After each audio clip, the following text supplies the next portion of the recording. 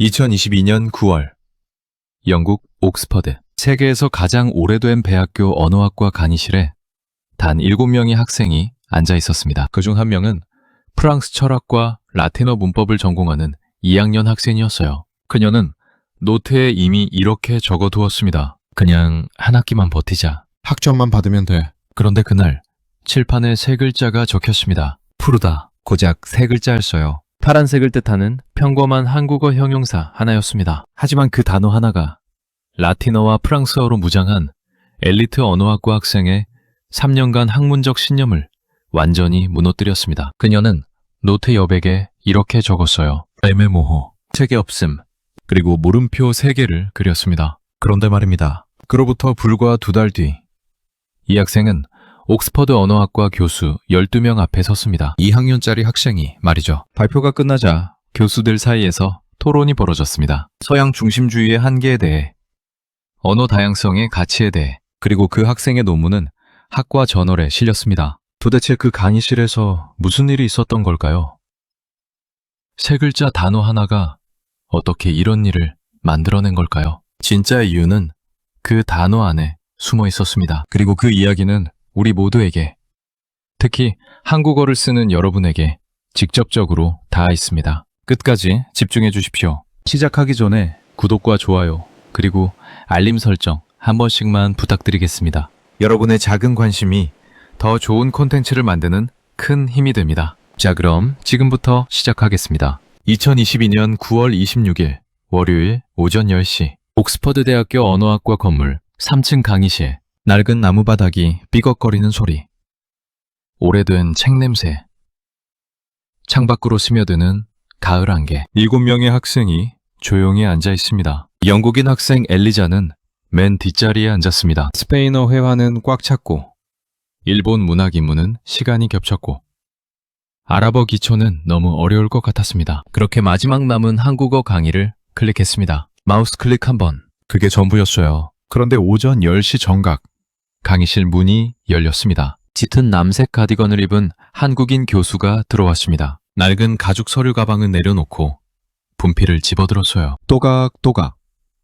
분필이 칠판을 긁는 소리가 교실에 울렸습니다. 칠판에 세 글자가 적혔습니다. 푸르다. 엘리자는 노트에 그대로 베껴 적었어요. 발음도 모르고 뜻도 모르는 단어였습니다. 교수가 돌아서며 물었습니다. 이 단어, 영어로 뭘까요?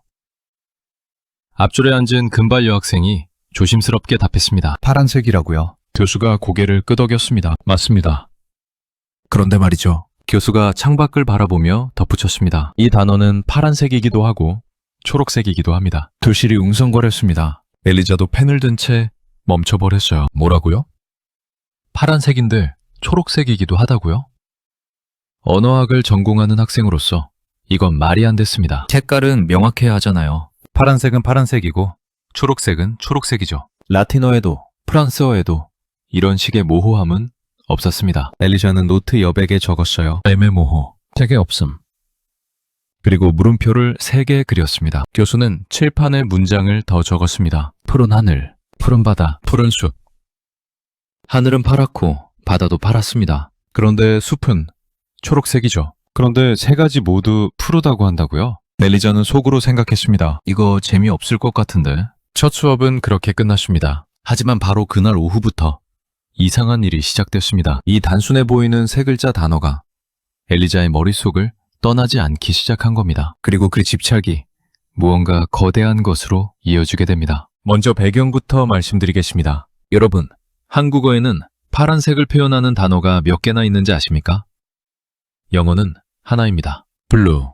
프랑스어도 기본적으로 하나입니다. 블루. 독일어도 마찬가지죠. 그런데 한국어는 다릅니다. 세파라타, 퍼러타, 치퍼로타, 지푸르다, 푸르스름하다, 푸르죽죽하다. 최소 6개입니다. 그것도 모두 파란색에서 파생된 단어들이에요. 단순히 개수가 많은 게 아닙니다. 각각의 단어가 완전히 다른 감정을 담고 있습니다. 세파라타는 맑고 투명한 파란색입니다. 희망과 생명력이 넘치는 느낌이에요. 퍼러타는 충격을 받았을 때의 파란색입니다. 얼굴이 퍼렇게 질렸다는 표현처럼 두려움과 아픔을 담고 있죠. 시퍼렇다는 위협과 경고의 파란색입니다. 칼날이 시퍼렇다는 표현처럼 날카롭고 무서운 느낌이에요. 지푸르다는 깊고 성숙한 파란색입니다. 바다가 지푸르게 일렁인다는 말처럼 무겁고 장엄한 느낌을 담고 있어요. 그리고 푸르스름하다는 희망과 불안이 섞인 파란색입니다. 새벽 하늘이 푸르스름하게 밝아온다는 표현처럼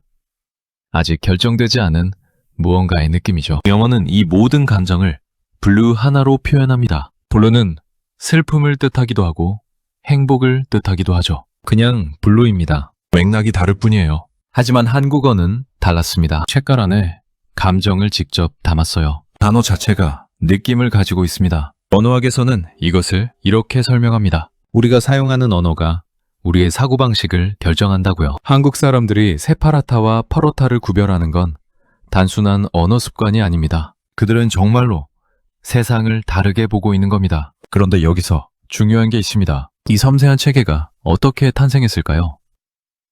그리고 왜 세계학술계는 이것을 아름다운 철학이 아니라 결함으로 봤을까요? 엘리자는 첫 수업이 끝나고 기숙사로 돌아왔습니다. 밤 11시까지 노트에 단어를 적고 또 적었어요. 세파라타, 퍼러타, 치퍼로타, 지푸르다. 손목이 뻐근했습니다. 그런데 외워지지 않았습니다. 아니, 외우는 게 문제가 아니었어요. 이해가 안 됐습니다. 왜 파란색 하나를 표현하는데 이렇게 많은 단어가 필요한 걸까요? 프랑스어를 배울 때는 이런 혼란이 없었습니다. 블루는 블루였고 베르는 베르였어요. 색깔은 명확했습니다. 하지만 한국어는 달랐어요. 똑같은 파란색인데 상황에 따라, 느낌에 따라, 심지어 감정에 따라 다른 단어를 써야 한다뇨. 조제를 펼쳤습니다. 예문 섹션이었어요. 하늘이 새파랗다. 그의 얼굴이 퍼렇게 질렸다. 바다가 지푸르게 일렁인다. 엘리자는 두 번째 문장에서 멈췄습니다. 얼굴이 퍼렇다고요?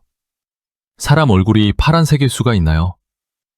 그런데 놀라운 건 이 표현을 한국 사람들은 완벽하게 이해한다는 겁니다. 설명 없이도요. 여기에 중요한 사실이 있습니다. 언어학자들은 오랫동안 색채 단어를 연구해왔습니다. 대부분의 언어는 기본 색채어를 11개 정도 가지고 있다고 합니다. 빨강, 주황, 노랑, 초록, 파랑, 보라, 분홍, 갈색, 회색, 검정, 하양. 이게 보편적인 체계라고 알려져 있었어요. 그런데 한국어는 이 체계를 따르지 않았습니다. 파란색 하나를 6가지로 나눴어요. 왜 그랬을까요? 어떤 언어는 색깔 단어가 3개밖에 없다고 합니다. 밝음, 어두움, 빨강. 그게 전부인 언어도 있어요. 그렇다고 그 언어가 덜 발전한 걸까요?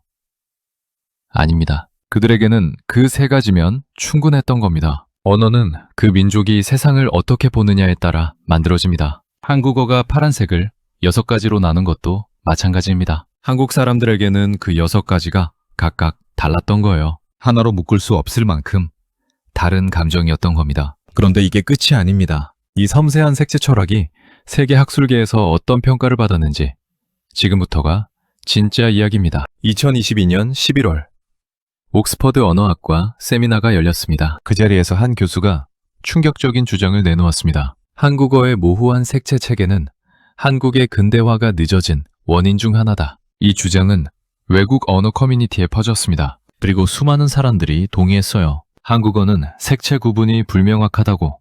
그래서 과학적 담론에 적합하지 않다고요. 여러분, 이게 단순한 한 교수의 개인적인 의견이었을까요? 눈치채셨습니까? 이것은 세계 학술계가 소수 언어를 바라보는 시선을 그대로 보여주는 사건이었습니다. 명확하고 객관적이어야 한다. 과학적이어야 한다. 감정이 개입되면 안 된다. 이 기준을 만든 것은 누구일까요? 바로 서양의 학문체계였습니다.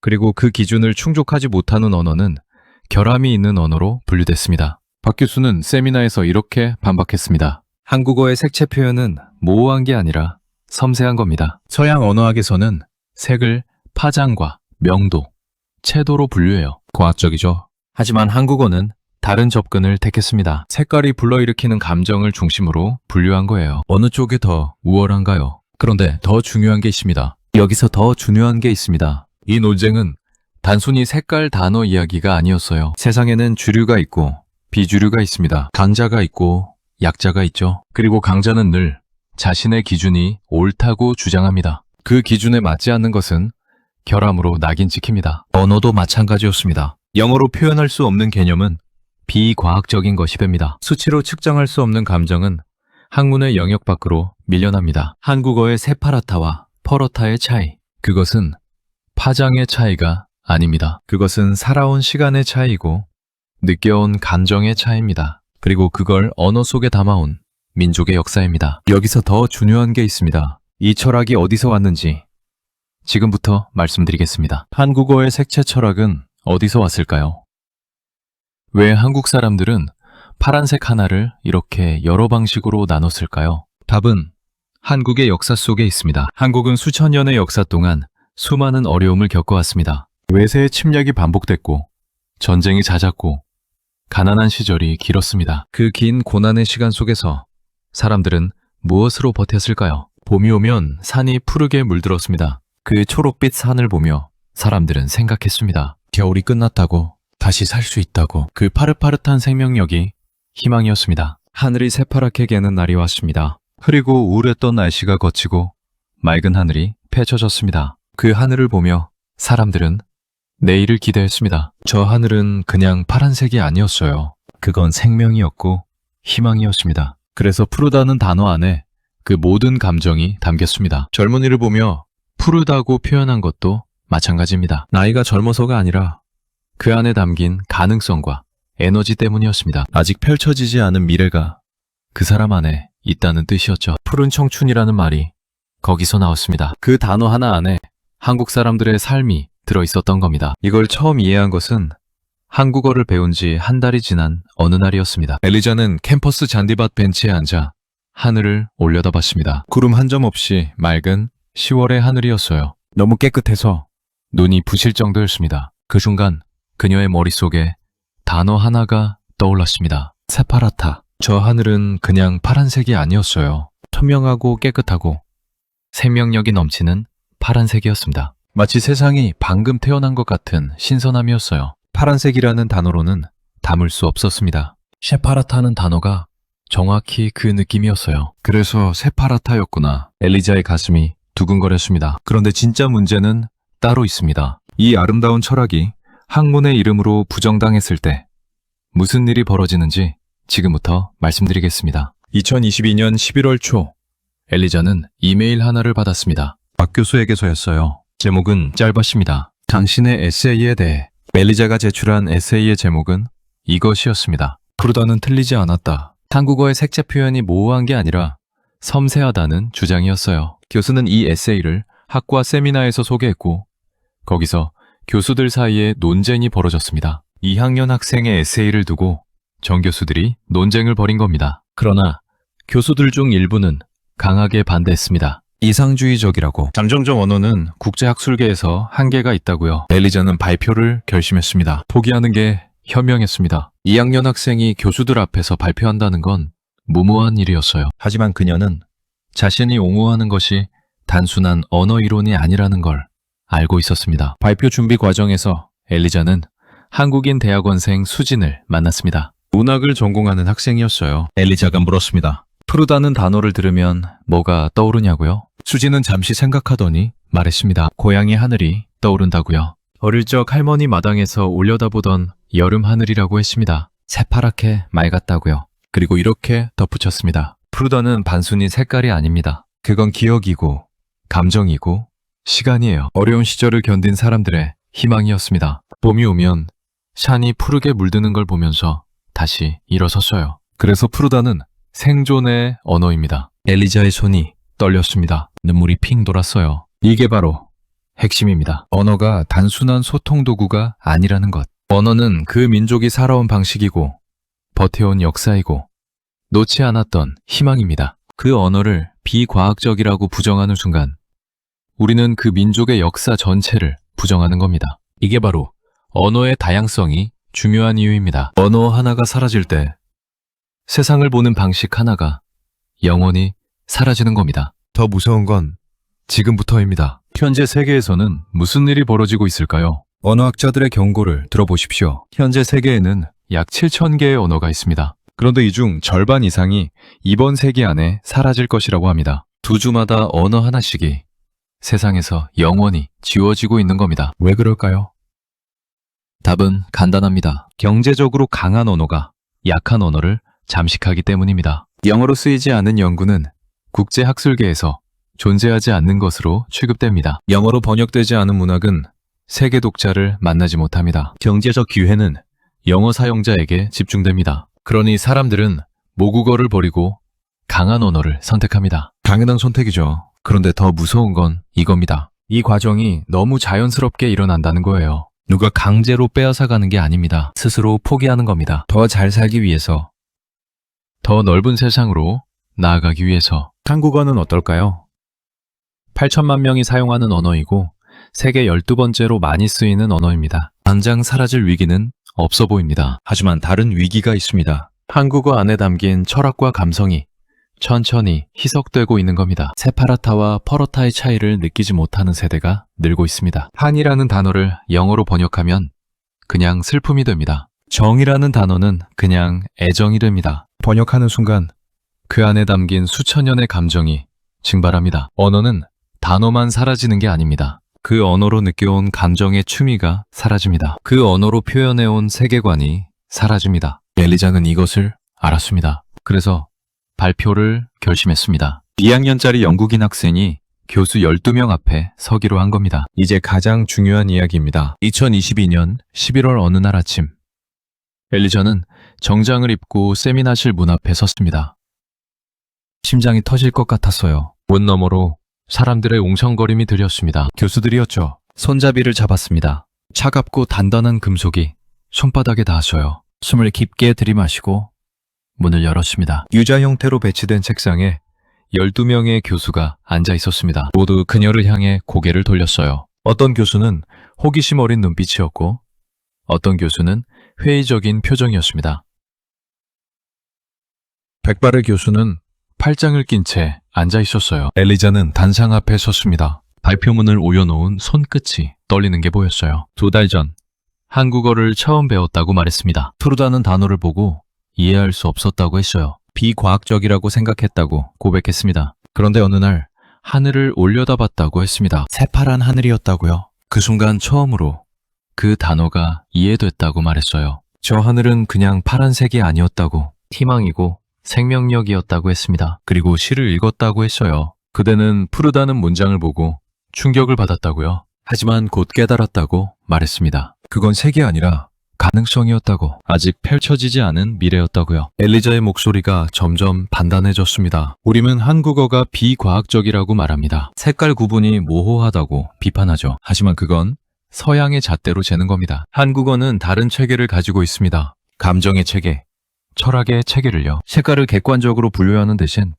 그 색이 불러일으키는 느낌을 세밀하게 나눴습니다. 어느 쪽이 더 우월한가요? 백발의 교수가 미간을 찌푸렸습니다. 하지만 엘리자는 멈추지 않았어요. 마지막 문장을 읽었습니다. 언어의 다양성을 지키는 것은 인류의 다양한 꿈을 지키는 것입니다. 침묵이 흘렀습니다. 그리고 한 교수가 손을 들었어요. 정말 인상적이었다고 했습니다. 2학년 학생이 이토록 깊이 언어를 이해하고 있다니 놀랍다고요. 그 말이 떨어지자 세미나실이 토론장이 됐습니다. 서양 중심주의의 한계에 대해, 언어 다양성의 가치에 대해, 소수 문화를 대하는 학문의 태도에 대해 2학년짜리 영국인 학생이 촉발한 토론이었습니다. 발표 후 엘리자의 논문은 학과 저널에 실렸습니다. 논문 제목은 이것이었어요. 푸르다, 색깔이 아닌 철학. 그럼 도대체 왜 이렇게 된 걸까요?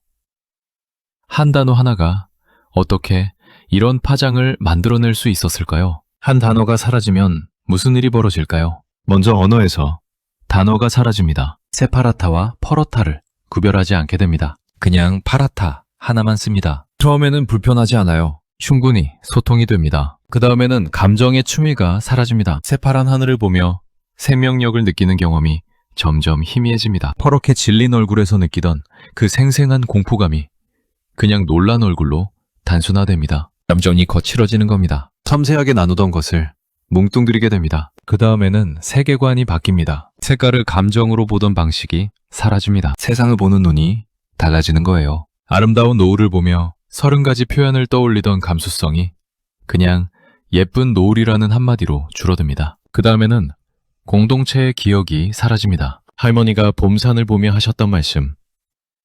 저 산이 푸르게 물들면 우리도 다시 일어서야지. 그 말의 무게가 전달되지 않습니다. 번역으로는 담을 수 없는 역사적 감각이 끊어지는 거예요. 마지막으로 정체성이 흔들립니다. 언어는 단순한 소통 수단이 아닙니다. 그것은 내가 누구인지를 규정합니다. 한국 사람들이 한을 느낄 때, 정을 나눌 때, 새파란 하늘을 보며 희망을 품을 때, 그 경험들이 쌓여 한국 사람이라는 정체성이 됩니다. 역사를 보면 이것이 단순한 이론이 아님을 알 수 있습니다. 식민 지배 아래 모국어를 빼앗긴 민족들의 이야기를 들어보십시오. 그들은 언어만 잃은 게 아니었습니다. 스스로를 어떻게 생각해야 할지, 어떻게 슬퍼하고 기뻐해야 할지, 무엇을 아름답다고 느껴야 할지를 잃었습니다. 이것이 언어 철학의 도미노입니다. 단어 하나에서 시작해서 마지막에는 한 민족의 정체성이 흔들립니다. 이게 끝이 아닙니다. 여러분 주변에도 이런 분이 계실 겁니다. 외국에서 오래 사신 분, 혹은 외국에서 자란 자녀를 두신 분, 그분들이 한국에 돌아왔을 때 종종 이런 말을 합니다. 한국말로는 뭐라고 해야 할지 모르겠어요. 느낌은 아는데 단어가 없어요. 정확히 그겁니다. 느낌은 아는데 단어가 없다는 것. 그건 사실 단어를 잊어버린 게 아닙니다. 그 단어를 만들어낸 감각이 희미해진 겁니다. 새파란 하늘과 퍼런 하늘의 차이를 더 이상 피부로 느끼지 못하는 거예요. 수진이라는 한국인 유학생은 엘리자에게 이런 말을 했습니다. 어릴 적 할머니 마당에서 올려다본 여름 하늘이 있다고요. 새파랗게 맑은 하늘이었다고 했습니다. 그 하늘을 볼 때마다 할머니가 말씀하셨대요. 저 하늘처럼 맑게 살아야 한다고. 새파란 하늘은 수진에게 단순한 날씨가 아닙니다. 그건 할머니의 목소리이고 어린 시절의 냄새이고 삶의 방향입니다. 이것이 언어의 힘입니다. 단어 하나가 기억 전체를 불러옵니다. 단어 하나가 세대 간의 연결을 만듭니다. 여러분은 언제 마지막으로 새파랗다는 표현을 썼습니까? 봄에 새싹이 돋을 때 파릇파릇하다고 느낀 적이 있습니까? 누군가에게 그 사람이 지닌 가능성을 보며 푸르다고 생각한 적이 있습니까? 이 표현들이 살아있는 한 한국어는 살아있는 겁니다. 그 감각이 살아있는 한 그 철학은 살아있는 겁니다. 엘리자는 한국인이 아닙니다. 영국에서 자란 영국인입니다. 그런데 그녀는 2달 만에 이 단어들의 아름다움을 느꼈습니다. 한국인인 우리는 평생 이 언어를 쓰고 있습니다. 자, 그렇다면 우리는 어떻게 해야 할까요? 엘리자의 이야기는 2022년에 시작됐습니다. 그리고 지금 2026년 우리에게도 똑같은 질문이 주어져 있습니다. 우리는 어떻게 해야 할까요? 3가지를 말씀드리겠습니다. 첫 번째는 우리가 쓰는 언어를 다시 보는 겁니다. 한국어 안에는 영어로 번역되지 않는 단어들이 있습니다. 한, 정, 눈치, 서럽다, 아련하다. 이 단어들은 단순히 외국어에 해당 단어가 없어서 번역이 안 되는 게 아닙니다. 그 안에 담긴 감정의 층위, 경험의 깊이가 다르기 때문입니다. 새파랗다와 퍼렇다의 차이를 느끼십니까? 그 차이를 느끼는 것, 그것이 한국 사람으로 세상을 보는 것입니다. 그 감각을 잃지 않는 것, 그게 시작입니다. 두 번째는 모국어와 세계어의 균형을 지키는 겁니다. 영어가 중요하지 않다는 말이 아닙니다. 세계와 소통하기 위해 영어는 반드시 필요합니다. 하지만 영어를 잘하기 위해 한국어의 감수성을 희생할 필요는 없습니다. 두 언어는 경쟁 관계가 아니에요. 한국어로 세상을 섬세하게 느끼고 영어로 그것을 세계와 나누는 겁니다. 자녀에게 영어를 가르칠 때 동시에 한국어의 아름다움도 가르쳐 주십시오. 새파란 하늘 이야기를 해 주십시오. 할머니가 봄산을 보며 했던 말씀을 전해 주십시오. 그게 언어 교육입니다. 세 번째는 다름을 틀림으로 보지 않는 겁니다. 이것이 어쩌면 가장 어려운 일일지도 모릅니다. 우리는 익숙하지 않은 것을 잘못된 것으로 보는 경향이 있습니다. 낯선 문화, 낯선 표현, 낯선 사고방식을 만났을 때 비효율적이라고, 비과학적이라고 단정하기 쉽습니다. 하지만 엘리자가 깨달은 것처럼 그 낯섦 안에 우리가 잃어버린 무언가가 있을 수 있습니다. 파란색을 6가지로 나누는 것이 모호한 게 아니라 섬세한 것이었듯이요. 세상은 하나의 기준으로 설명되지 않습니다. 서로 다른 언어, 서로 다른 문화, 서로 다른 생각들이 공존할 때 세상은 더 풍요로워집니다. 마지막으로 정리하겠습니다. 2022년 9월 영국 옥스퍼드의 한 강의실에서 한국어를 처음 배운 2학년 학생이 있었습니다. 학점을 채우기 위한 무심한 선택이었어요. 하지만 그 선택이 그녀의 인생을 완전히 바꿨습니다. 푸르다는 세 글자 단어가 그렇게 만들었습니다. 정리해드리겠습니다. 한국어의 세파라타, 퍼러타, 지푸르다. 이 단어들은 단순한 색깔 표현이 아닙니다. 수천 년간 어려움을 견뎌온 사람들이 희망을 표현하는 방식이었고 생명력을 노래하는 방법이었으며 세상을 감정으로 읽는 철학이었습니다. 이 철학을 비과학적이라고 부정하는 것은 그 역사 전체를 부정하는 겁니다. 반대로 이 단어들을 지키는 것은 단순히 언어를 보존하는 게 아닙니다. 세상을 더 풍요롭게 보는 방식 하나를 지키는 겁니다. 엘리자는 2022년 12월 학과 저널에 논문을 실었습니다. 그리고 국제학회 발표 기회까지 얻었습니다. 2달 만에 한국어를 배운 영국인 학생이 세계 언어학계에서 한국어의 가치를 이야기하게 된 겁니다. 한국어를 평생 써온 우리에게 이것은 무슨 의미일까요? 지금 이 순간에도 세계 어딘가에서 누군가가 한국어를 배우고 있습니다. 그들은 세파라타는 단어를 보며 신기해합니다. 왜 파란색을 이렇게 많이 나눴을까 고민합니다. 그리고 어느 맑은 날 하늘을 올려다보며 마침내 깨닫습니다. 그 아름다움을 우리는 알고 있습니까? 여러분은 오늘 어떤 언어로 세상을 보셨습니까? 새파란 하늘을 보며 그냥 맑다고만 느끼셨습니까? 아니면 그 안에 담긴 희망과 생명력을 느끼셨습니까? 그 감각이 살아있는 한 한국어의 철학은 살아있습니다. 그 철학이 살아있는 한 한국의 역사와 정체성은 이어집니다. 당신은 어떤 선택을 하시겠습니까? 선택은 지금입니다. 여러분은 어떻게 생각하시나요? 한국어 안에서 여러분이 가장 아끼는 단어 혹은 번역이 안 된다고 느끼는 표현이 있으시다면 댓글로 자유롭게 남겨주세요. 구독과 좋아요는 더 나은 콘텐츠를 만드는 데 큰 도움이 됩니다. 알림 설정까지 해두시면 새로운 영상을 가장 먼저 만나보실 수 있습니다. 다음 영상에서 또 만나겠습니다.